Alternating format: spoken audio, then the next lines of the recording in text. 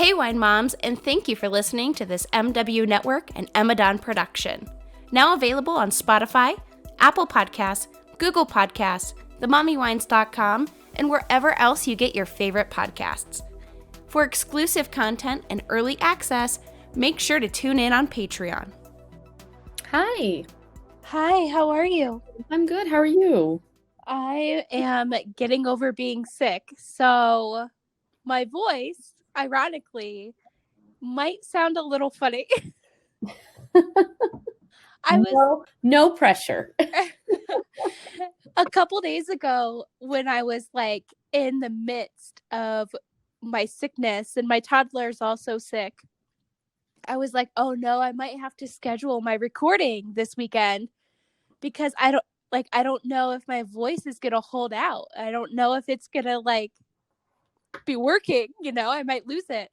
And how am I supposed to podcast with no voice? But then I was like, wait, my guest this weekend is Tina, founder and coach behind the Voice Stylist. So how ironic is it that I have no voice on the weekend that I'm podcasting with you? I think it's perfect. I love it. I'm like, I'm just going to suffer through it because this is going to make a great show. Oh, absolutely. Now, if I was actually your coach, I would tell you that you should go and rest your voice. Well, I only have just you this weekend. So after this episode, I will go and I will rest. And my son is with his dad, so I'm not going to be talking, and I'm just going to be working and editing and getting a bunch of stuff done. Nobody to talk to. So after this, it's like a little exercise, like I'm taking it easy, but still trying to work it. Absolutely. The saying goes, if you love what you do, you'll never work a day in your life. As a financial services consultant, I believe that to be true. For me, being a financial consultant is sharing my knowledge, skills, and experiences with others and watching them succeed in making their dreams become a reality. With a decade of family and business financial planning experience, I decided to leave behind the 9-to-5, high-rise, corporate grind for a more personal and flexible lifestyle. I am now able to aid in the success of my clients that I want to work with, while being the mother I always wanted to be. My firm, EDJ Consulting, specializes in small to medium-sized business bookkeeping and payroll processing. If you are a business owner or know someone who is and located in the U.S., please go visit emadon.com for a full list of professional services offered. Now, if you're a mom like me and looking for a more flexible professional career opportunity that you can do anywhere, anytime, maybe becoming a home bookkeeper is right for you. Pre-sales for the Home Bookkeeper Masterclass are now available under the resources page on my website, emadon.com. This course includes everything you need to know about starting your own home bookkeeping business, from learning the #1 accounting program to building your brand and gaining your first clients. Go visit emadon.com today. So, hi everyone, and welcome back to the Mommy Wines podcast. I am your screechy, scratchy host, as always, Emadon. And today I am joined by founder and coach behind the Voice Stylist, Tina. And I'm going to apologize again because I'm not even going to attempt to pronounce your last name. I'm like, it's no worries. It's pronounced phonetically, so it's Babajanians. You did a great job. Thank you.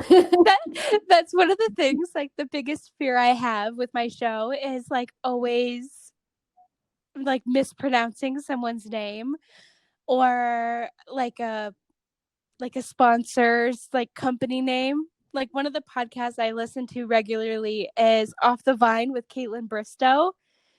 And she recently had a podcast sponsor, which is Macari, the selling app. You've probably seen it around social media, but it's like a Poshmark or like an app similar to the Facebook Marketplace. And she was mispronouncing Macari. She was calling it McCurry. Oh, And I was like, she did it for like 3 episodes, and I am like, oh my God, that's like my biggest fear is just mispronouncing things in the ears of thousands of listeners.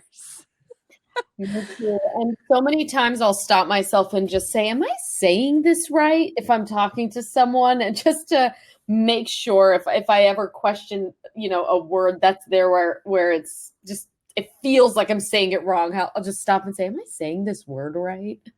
I know. I do that too. I have no shame, but if I was just gonna go and like talk about it over and over again, and ugh, it just like it freaks me out. It's like one of my podcasting fears. But I reached out to you and I was so interested in what you do. And you're not one of the, like, I guess, typical guests, I would have on my show. But I really, I don't know, I was touched by your mission and what you do. So why don't you share a little bit with the audience about your voice stylist coaching and kind of your area of expertise? Sure. So by profession, I'm a speech and language pathologist. And under that umbrella of speech pathology, one of the areas that we cover is the voice.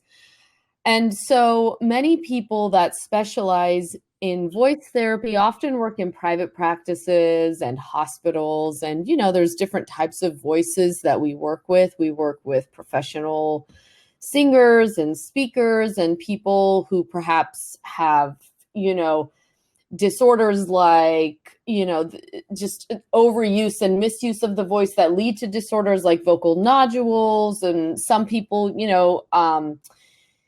will get a diagnosis of Parkinson's disease in their lifetime, and that leads to the voice kind of deteriorating towards,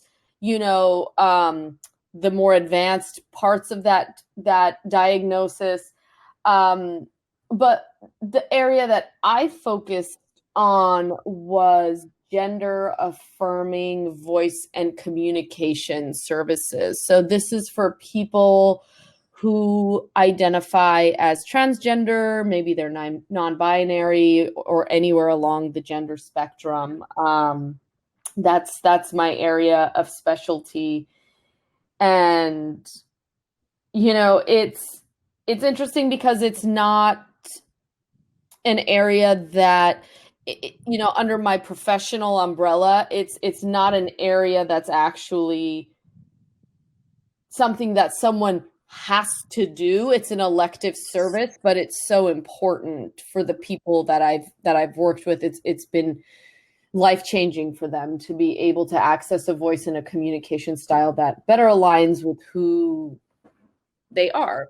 Yeah, I love that. And that's one of the things I really loved about what I saw of you online. And luckily for you, it's not an area of, your profession that's overly saturated. There's tons of podcasts out there. There's tons of I'm a bookkeeper by trade, but luckily for you, like you don't have that currently, that oversaturation. But one of the questions I did have was like how soon, like is it typically like around puberty? Like what is like the general age of the clients that you work with?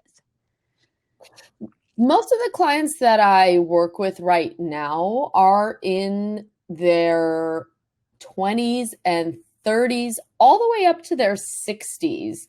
My oldest Really? client was actually, my oldest client was actually 68. My youngest client that I worked with was 14. Now I'm not an endocrinologist and I won't pretend to fully understand the transition process in terms of, when someone might start hormone replacement therapy. But I think that if a child strongly is identifies as transgender, I think they start to work with an endocrinologist who might place them on puberty blockers. And then once they get to the age of when puberty would set in, I think they take them off of the blockers and start the hormone replacement therapy so that they can start puberty as their identified gender. Does that make sense? Yeah. So at that point, if that's done early enough, you actually probably wouldn't need to address the voice from like a tone perspective, but I haven't personally encountered that at this point. But yeah, I think I'm talking more than what the question was. No, well, this is a podcast. You're supposed to talk, and the less I have to is going to be great today. Oh, that's true. So I find this whole thing fascinating, and I know there's tons of parents out there, maybe not tons and tons, but I'm sure more than you would think, of parents out there who are going through maybe an LGBT, I'm gonna try to get all the letters, LGBT fine. right, like transition or situation within their family. And that's one of the reasons why I wanted to have you on the show, is because what kind of tips as a voice professional can you give to maybe a parent, or maybe they can share with their child who may be going through one of these issues? Do you have any tips that you can give to maybe some parents, or any like experiences, any stories that you have from working within this community? Sure. I think the first thing that I do want to say is, my specialty is working with the gender expansive community, but this idea that it's limited to only that community where people may or may not desire to change their voices, I actually kind of think it's a little bit restrictive, because to me, no one has taught any of us how to use our voice optimally. We're shown how to walk, we're taught how to use our fingers to grasp a pencil and to write really neatly, but our voices, we're taught language, but we're not taught how to breathe and use our instrument in a way that is most optimal. And so, the more that I've worked with the transgender and non-binary community, the more and more I've all benefit from exploring our voice and learning how to use our voice in a way that is really healthy and really nice to listen to. As a mom, I know how important it is to have a good meal, and more times than not, I need something prepared like now. And I mean like right now, because Milo goes from happy to hangry in a matter of just minutes. I'm pretty sure he gets that hangry Jekyll and Hyde side from me, unfortunately, which sometimes makes it hard to make healthy choices and not just hit the nearest drive-thru window. But not anymore. That's why I love Real Good Foods. Real Good Foods is currently offering 10,000 free product vouchers to the first 10,000 folks that text Real Good to 474747. Feel good about meal times and snacks with Real Good food. Make sure to text Real Good to 474747 for your chance to try Real Good Foods for free. Once again, text Real Good to 474747. With one of my clients who was a teenager, I worked very closely with this person's mom, and their mom would often get in touch with me and say, "Tina, I don't understand why they won't use their feminine voice around us ever. They've been seeing you, and you've been doing really great work with them, but why won't they use their voice? And I kind of had to counsel mom and unpack this for her a little bit and say, look, whenever I'm working with your child and I ask them, how are you, and how's your voice, and how's it going in school, and how's it going with your friends, they share that they're just elated and they love their voice and they feel like they're able to use it all the time. But when I ask them about, well, what about at home? And they just kind of share, yeah, at home it doesn't really matter to me. Sometimes I use my feminine voice, sometimes I don't. To me, that's code switching. You have access to you have like access to the spectrum of what your voice can produce. Does that make sense? Yeah. As far as, do I have any tips for parents? If you are a parent and your child comes to you and expresses that they feel that they are transgender or non-binary, part of it is age.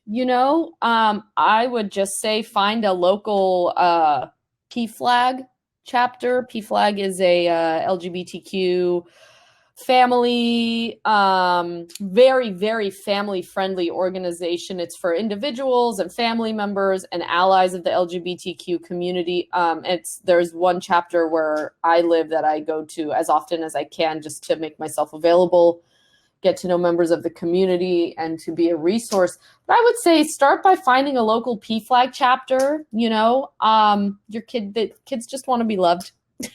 Yeah. And that just depends on the age. And, there's a lot of resources out there, but your kid just wants to be loved. And from a voice and communication perspective, the resources out there. And only if a child or a person ever expresses a desire to work on their voice and communication is the time that you would reach out to somebody. But there's absolutely no obligation. I say this all the time. There's no obligation for anyone to change the way that they speak or communicate to conform to our societal expectations of what male or female is. Some people want to, and that is their choice, and we should be ready to help them if they want to do that, but it's absolutely not required. It's an elective, process. And, I think we are the ones being cisgendered, where we identify with the gender that we were assigned at birth. I think we're the ones that want people to fall into the binary male female, but I think that that's even shifting now, where people are becoming more open and more fluid and understanding that people just want to live and let live. Yeah, people just want to be. People just want to be. Exactly. Yeah. So when somebody comes to you for, voice styling or voice coaching, is it more of an insecurity, or do they want to just, because there's so many obvious things when somebody goes through a transition, they want a different hairline, or they want breasts, or they want, whatever to change the way they look. But when it comes to a voice, what are their main concerns when they come to you and they want to make that change? Well, I have to say this, that no two trans person's story is the same. So, each person has a very different story, and they will, go through their transition different than the next person will. So when somebody comes to me, so typically I work with a lot of trans feminine clients. Safety is the number one issue, which is very sad. That's sad, and it breaks my heart. And it is not okay that safety is what drives a lot of people to make sure that they present themselves in a way where they are safe when they are out in public. And I think, that's an important one to highlight. See, that's not something I would have even thought of. That would have never even have crossed my mind. Sure, because when you open your mouth to talk, someone's looking at you, Emma, and they're perceiving you as being falling in the feminine spectrum of gender, and you open your mouth to talk, your voice is aligned with what that person has been perceiving visually, and so there's no disconnect for them. But, there are many people out there, trans women, who, I this is what I've heard from my clients. Everything about me is feminine. I love everything about myself, but when I go to talk, that's when I feel the most dissatisfaction or disconnect, or sometimes, they'll use the word dysphoria. Yeah. And, that's another reason. It's the disconnect of, I don't like when I hear what is perceived as a masculine voice, but also it's that safety piece. It's huge. And part of the reason why we get a lot of trans feminine clients working with voice coaches and voice therapists is because hormone replacement therapy doesn't do much to change the voice. Now, for our trans masculine clients, testosterone is a powerful hormone. It will change the voice over time. Oh, I didn't know that. Mm-hmm. Oh, yeah. See, I'm just so like whatever, like I would never even bat an eye if I was talking to a woman and her voice sounded different. But I know that there's a lot of people out there who would. And for me, safety wouldn't have been an issue I would have like initially thought of. But now that you kind of bring it up, I can kind of realize like, maybe there are still people out there who aren't as, free thinking. For me, I would have thought the biggest reason would have been like an insecurity, like they might be on the phone. Like me, I hate my voice, which is funny because I have a podcast and I have to edit these episodes. But like when I hear myself like on the like my voicemail, or if I hear back when I'm editing, me talking to one of my guests, I'm not the biggest fan of my voice. So I would have just thought it would have been like an insecurity, like wearing a bikini on the beach, or, somebody who wants to go in and get like a plastic surgery, like it would have just been an insecurity that kind of aided them. But the security and the safety issue, that just like it breaks my heart and it blows my mind that that's one of the main reasons why somebody would make such a drastic change. Yeah, I would say safety is the number one. The dysphoria around the voice is another one. Some people want to just be able to, like we talked about the code switching, some people want to just be able to code switch and be able to access the different parts of their voice to serve different purposes. And each person is going to have a different reason, and it's very personal, and it takes a lot of work, but yeah, those are the main ones that I've my clients have shared with me. Again, you can't really make assumptions, because every story is so different that we even, if you, no matter how many people I meet and work with, I always tell myself before I meet someone new, like, don't make any assumptions about what this person wants or how it's going to go for them. Let them tell you their story. Are you a coffee lover just like me? Sipping my morning Java is the only way I can keep up with my toddler and busy lifestyle. That's why I love Coffee Over Cardio. Coffee Over Cardio is a premium coffee company started by female entrepreneur Abby Scott. Whether you love a good flavored blend or a strong roast, Coffee Over Cardio is ideal for any jitterbug. They are also carb-free, keto-friendly, sugar-free, and gluten-free. So pretty much that means they're completely guilt-free. Try Coffee Over Cardio's most popular flavors today: French toast and new Doctor's Orders vanilla hazelnut. Yum! Make sure to use code 10EMADON to save at checkout. Once again, that's 10EMADON at coffeeovercardio.com. through my clients, like, just always keeping an open mind and letting the client reveal their story to you. See, I just recently, like, I've always been I'm just a curious person in general.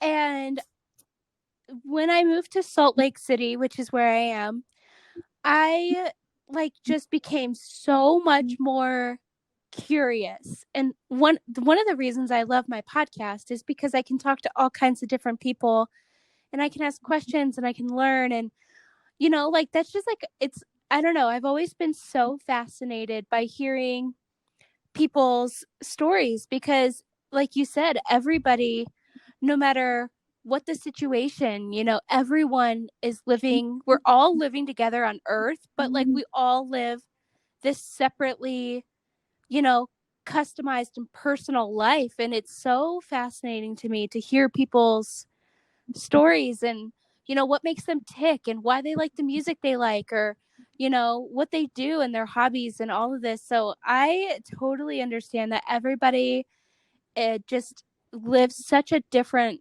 life. But yeah, I don't know, I'm like people curious, like I just love hearing stories. I think that's great to be curious. I know. I'm like, oh, you know, like your religious beliefs, like, oh, cool. Like, why do you connect this way? Or, you like country music? Or I just recently had somebody on who's like a foodie, and I was editing her episode right before we got on this call, and she like loves Thai food.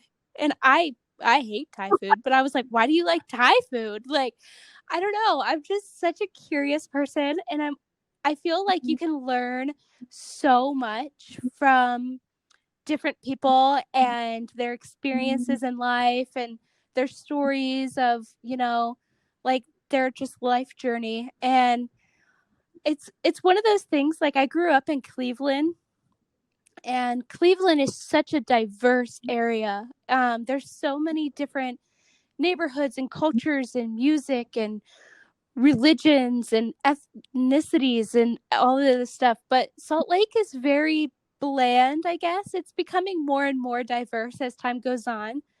But when I first moved here, I was like so fascinated. And I think it's just kind of enhanced my people curiousness, I guess. I don't know. I'm making up a word here. Um, but yeah, I love hearing stories like this, and just kind of taking part and hearing about people's different experiences. So how did you get started in this kind of niche? Like you said, speech pathology is so broad. What kind of made you want to narrow it down to work with the LGBTQ community?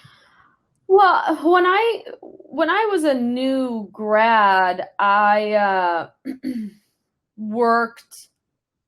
I started in the public schools, and I also I did weekends at a hospital, because in the schooling, when we learned about voice therapy, it fascinated me, and it was such a different part of the field.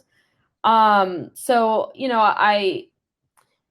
I knew I loved kids and I wanted to work with kids, but I also knew that I wanted to do something with the voice. And so, started doing the public school thing and started exploring the hospitals. Oh, wait. So my son's daycare, quick question. They were concerned because he wasn't talking to anybody. He wouldn't talk to adults, but he would like jibber jabber with other kids.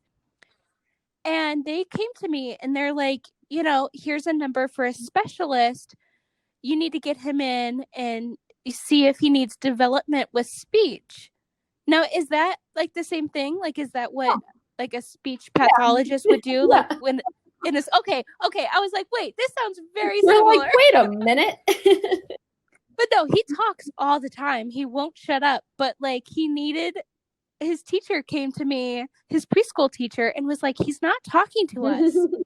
And I looked at him and I'm like, Milo, why aren't you talking to Miss Tiffany?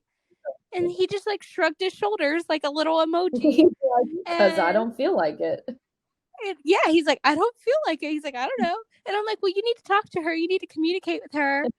And like now she came to me and it was like a switch. Like he just needed that permission. That's hilarious. And she's like, and now he talks more than any other kid in the class. He like will not When shut up. I was And in I'm like, well, school, the teachers would always send home, the report cards, and they'd have the comments section. They would say, yeah. she talks way too much in class. And then it was funny because then when my sister started to go to school, she had the complete opposite. And they'd comment, please encourage her to talk. And to this day, I'm the talker and my sister's like the silent stoic one. So I fell into the right field because I like to talk and other people talk. But yeah, so I've got 10 years of experience in public education, working with children in special education, and then another 8 years in the acute hospital setting. But during all that, I just always was fascinated with the voice. And then the more I explored voice therapy, I came across this teeny tiny little niche of, working with the gender expansive community. And I just thought, whoa, how cool is that to be able to help somebody align their voice and communication to better express their gender? That's interesting. So that is really interesting. And it's really yeah, cool. so this was probably about 8 years ago that I kind of dabbled in the first, in the idea of, doing this as a private practice. And I had a really wonderful experience with my first client, but she had already done the bulk of the work. So she just wanted somebody who was a professional to listen to her voice, make sure that she was doing everything right, that she sounded good, and that she wasn't going to injure her voice. And so my very first client was this really great experience. It was very easy and fun. And I was like, I could totally do this. And then she referred her roommate to me, who was the complete opposite experience. She really, really struggled with her voice, and not only with her voice, but she just was struggling with this process she was going through. And it kind of scared me because I thought, I can be a voice therapist, but I also need to be a counselor in some way. Now, I'm not saying that being a voice therapist replaces someone's need for a licensed and certificated mental health specialist, but there's a part of our work as speech and language pathologists that it encompasses a little bit of counseling. Like a hairdresser or a bartender. I would say maybe a little bit more than that, but yes. Well, I know my hairdresser definitely is not a licensed therapist, but I talked to her about everything. For sure. And so, that was about 8 years ago, and it scared me because I felt like I'm not qualified to do that. Like, I'd gone through my own things, but I was like, I've never gone through anything that's made me, want to go to therapy, so I kind of shied away from it a little bit. But it was always this like little seed in the back of my mind that was like, but I really want to do this one day. So fast forward, life, happens, and I end up in therapy for my own issues, as we all have them. And so I'm sitting here sharing with my therapist about some boy who broke my heart. And suddenly, as I'm talking, I'm having this out-of-body experience where I'm like, oh my God, this is how I could work with my clients. Like, I get it. I get what it means to listen. I get what it means to be able to I'm not claiming to be a counselor, but I got the essence of it, which is why when people go to school to become MFTs or social workers, they have to also go to therapy as part of their curriculum, because when you start to understand, oh, this is how you listen and validate someone and kind of guide their thinking. And so it like revived this desire and excitement to help that community. And it would be a couple more years after that where I finally left the hospital position, and I thought, I'm gonna just put myself out there and I'm just gonna see what happens, and I'll take it really slow. And I reached out to a bunch of LGBT centers out here in Southern California and went out with them and did a couple free workshops with trans feminine clients. I asked them to give me feedback. I asked them to school me on the cultural competency piece. Is the language that I'm using, is it inclusive? Is it compassionate? Does this make sense? And so it's almost like they like came around me, these women, and were like, this is awesome. Think about this, change that, be careful when you say this. And they were actually the ones who were like, you want to always remember that none of our stories are the same. Like, yes, we fall into this umbrella of like, I am a transgender person, but that does not mean that this person's story is the same as that person's story. And so I always try to highlight that when I talk about this to people. But that's kind of how I got into it. And honestly, it has been such a wonderful experience. Everybody that I've worked with has been incredible. They have been wonderful people that are multifaceted, talented, just great humans. And they've just got this one piece of them that is, I am transgender, and I'm here to work on my voice because I want to feel better aligned with who I am. I want to be able to communicate it and go on with my life. And I love that. I'm like, that's what I'm here for, is to just help you along in this journey, give you the skills that you want to have, and then send you on your way so that you can take everything that I've taught you and continue to apply it, because it's a marathon, not a sprint. Oh, I bet. So, but yeah, that's kind of been my journey to becoming a voice therapist and a voice coach. And even more so now, I've just been thinking a lot about how so many people are using the podcast platform to share their stories and their expertise. And you do hear a lot of people come on, and you can tell people are not taught how to use their voice optimally, how to breathe for an optimal voice, how to speak from a place where the voice is resonating vibrantly, and are you using too much intonation? Are you too monotone? Where's your pitch at? Do you talk too fast? Do you talk too slow? Like, there's so many parameters that surround the voice, and some people seem to have it.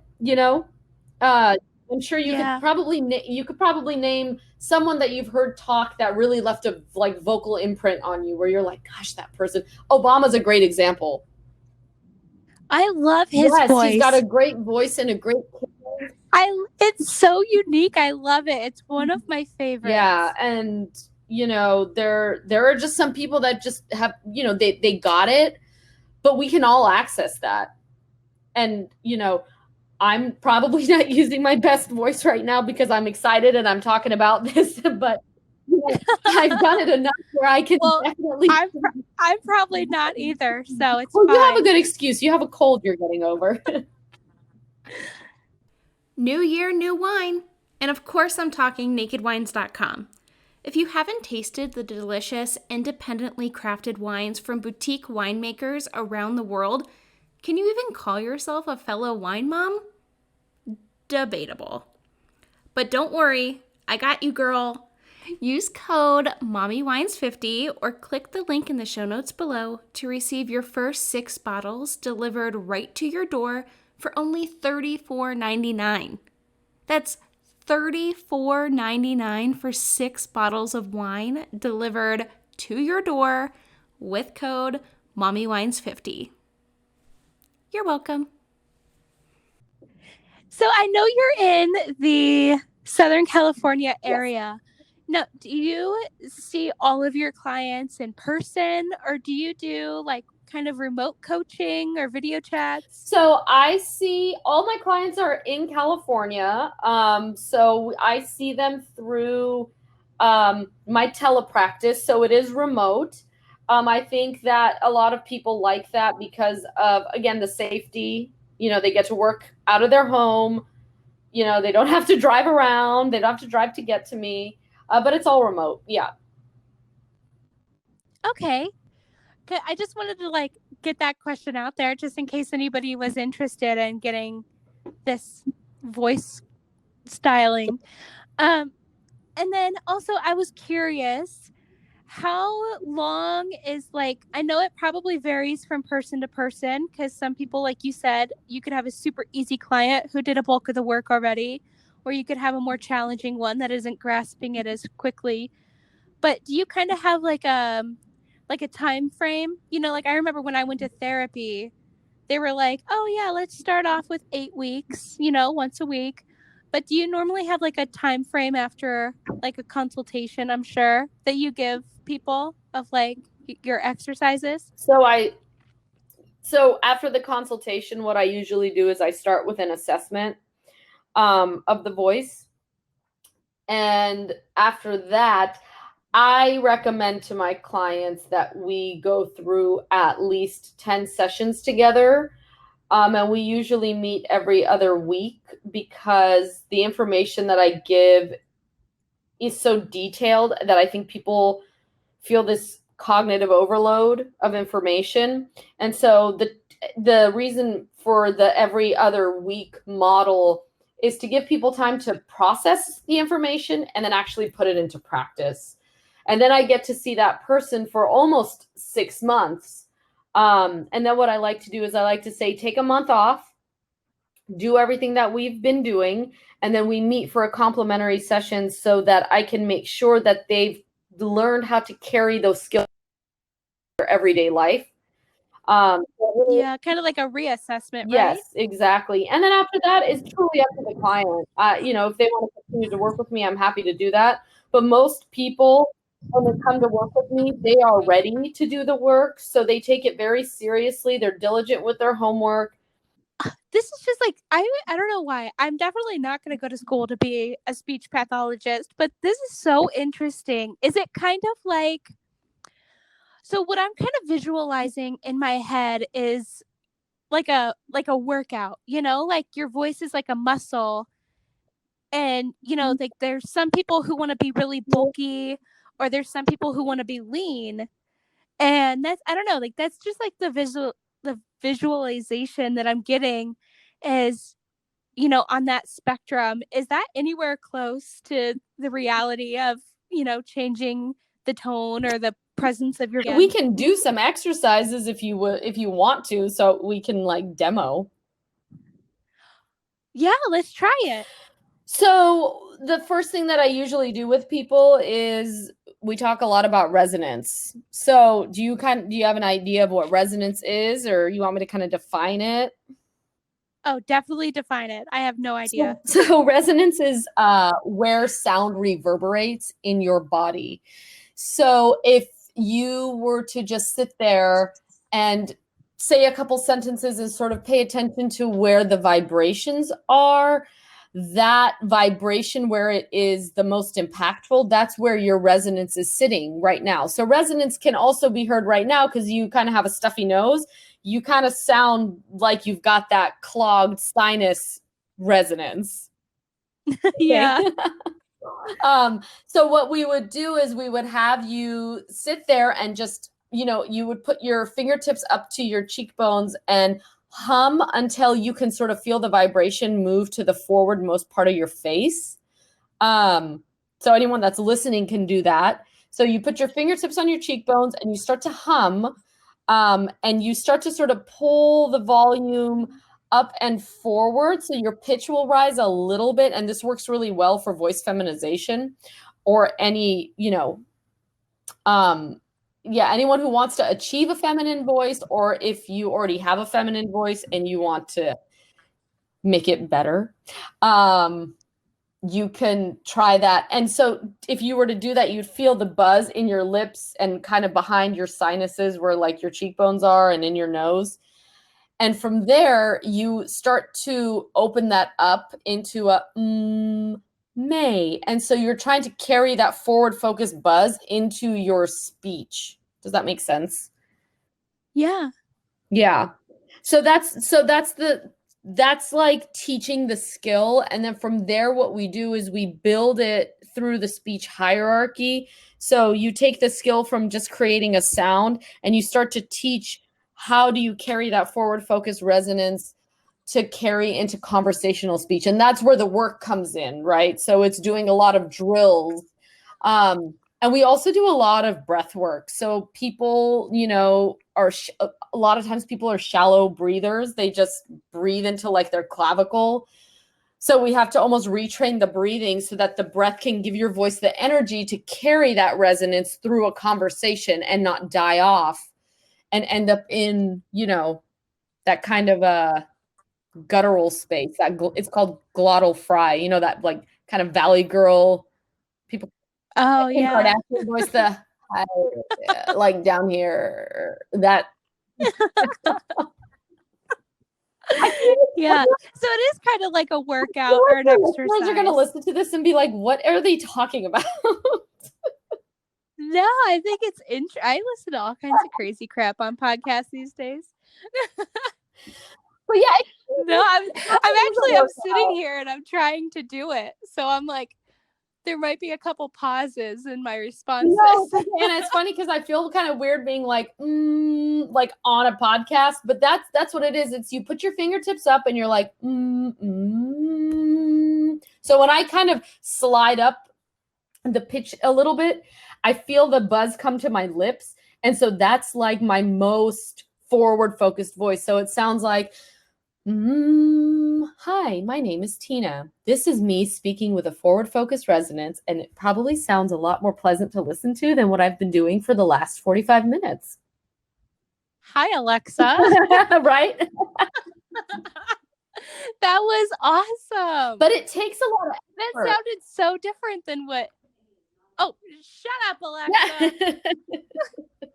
Hold on, my Alexa's freaking out. Alexa, off. Okay, my bad. But that takes so much effort to speak like that. Like I feel it in my diaphragm and my abdomen when I talk like that. It's easier for me to drop down into this is my habitual voice. I'm a really loud talker. I get excited and I'm just like all over the place. Oh yeah, that's me. Yeah. But it feels really empowering to know that in certain situations I can go in and I can access that really clean newscaster type of voice that, people can listen to me, for instance, lecture with that voice, right? That voice is a lot more pleasing to the ear, at least in my opinion, for myself. That's for myself. I just think people, can do so much with their voice and use it as a tool, not just to communicate, yes, your inner thoughts and your feelings, but also to use your voice to command attention and make a statement with your voice. You're a mom. You have a mommy voice. What's your mom's voice? Oh, it is. You'll shake in your boots. It is very scary. Yeah. And I'm joking. I am such a wimp. Working with kids has brought out my mommy voice, and it's very mean. So, okay, can we trade? Okay, maybe I need to do voice coaching because I need to get a mommy voice.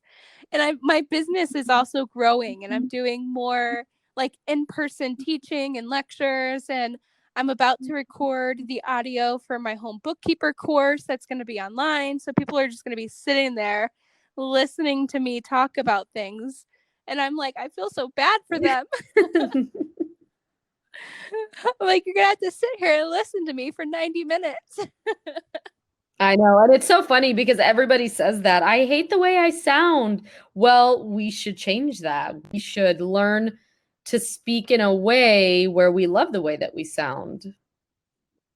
It's also strange too, because the way I think my voice sounds is not the way it actually sounds. Like, and I didn't really realize this until I started podcasting and I started editing those episodes and producing those episodes, is the way I think I sound.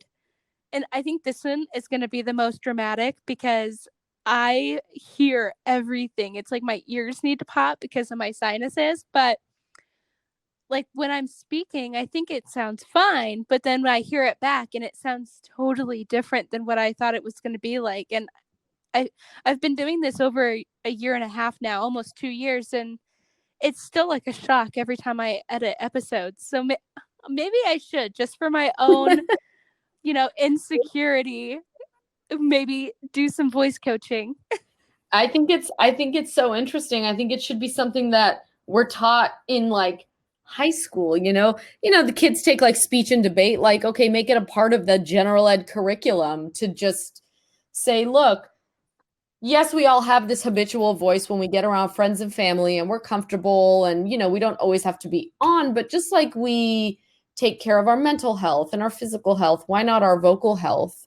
Why not learn to use our voice as a tool, so that when you're, recording a podcast, presenting a lecture, or you're talking to your partner or your children, you can access the full spectrum of your vocal range and learn how to use your voice in ways that it can serve you instead of hinder you. So that's my whole thing with it. And, it's just something interesting that a lot of, I think people aren't talking about because, who thinks about their voice unless they lose their voice? Right. I think I've thought about my voice so much more in the past few days than I have in years. Sure. But and that's why I kind of wanted to have you on the show, is just to spark this curiosity and to, I don't know, like kind of give you a little bit of a platform to kind of share your expertise. And I found it very interesting. I hope everybody else did. And I loved having you on as a guest today. And I'm glad I didn't reschedule because I just think the irony is so funny. But go ahead and share with everyone where they can find you online and social media. So my website is thevoicestylist.com and social media handles are all at The Voice Stylist. Right now I've just started writing a series of posts on resonance. And so I'm going to do my very best over the next couple weeks to try and write about resonance and start to sort of talk people through the journey of, the different vocal parameters. And I think it'll be really interesting, especially for people that are in the vocal athlete space. If you're a teacher or a therapist or politician or, anybody that uses their voice every day for work is a vocal athlete, singers, actors, podcasters. So. Oh, yeah. Well, I'm definitely going to follow along. I think I already followed you on my podcast account, and I'm excited to see more of you on social media. Mm-hmm. And thank you so much for being my guest and sharing all that you do. And I'm going to try that exercise a little bit more later today after I, rest my voice a little bit and drink some tea. Are you a fan of the Mommy Wines podcast? Well, of course you are, or you wouldn't be hearing this right now. One of the best ways to support the show you love, besides obviously tuning in every Wine Wednesday for new episodes, is shopping the Mommy Wines merch store on teespring.com. This is where you'll find all of the Mommy Wines branded goodness, mugs to hold your coffee over cardio morning Java, iPhone and Samsung cases, premium ultra soft hoodies perfect for upcoming cooler months, and of course flowy tees and tanks flattering on every mommy out there. Go shop the Mommy Wines storefront on teespring.com and make sure to use code WINEMOM for free shipping. Thank you for listening to this episode of the Mommy Wines podcast. Make sure to leave a rating and review. To support the show you love, check out the exclusive branded merchandise on themommywines.com. For extra sassy, honest, and potentially controversial content, make sure to join me over on the Mommy Wines Patreon. Also, don't forget to check out the other shows on the MW Network. If you love scary stories and true crime, you'll love Tales After Dark. More shows are coming soon, so make sure to stay connected on social at Mommy Wines Podcast. And until next Wine Wednesday, mamas, parent and drink responsibly.